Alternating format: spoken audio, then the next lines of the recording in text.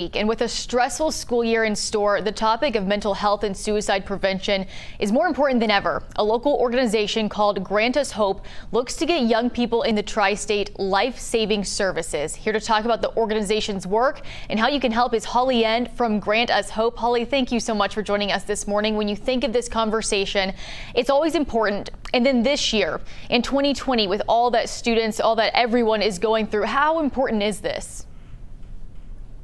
It is more important than it ever has been. Suicide is the second leading cause of death for individuals that are 10 to 19. So, it can't be underestimated. And this year with the pandemic, isolation is adding to the levels of anxiety and depression, as well as just fear for health and fear for health of loved ones.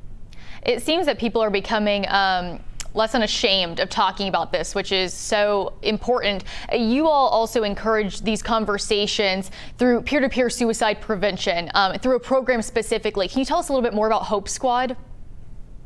Sure, I would love to.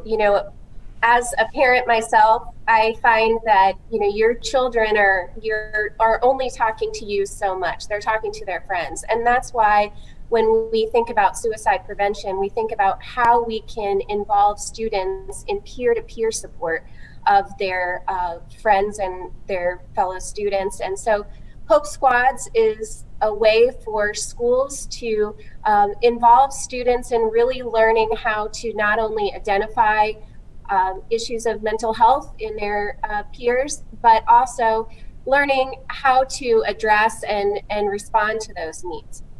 Well, I know you all want to reach more students, as many as you can. I think we just had a graphic up there for your annual event, the Butterfly Bash, going virtual this year like so many other events. But how can people get involved in that? It's a great event and it's so easy to get involved. The website, grantushope.org, is where you can register to watch a wonderful event where you learn more about the students who are the heroes of this program and how they're truly saving lives throughout our tri-state.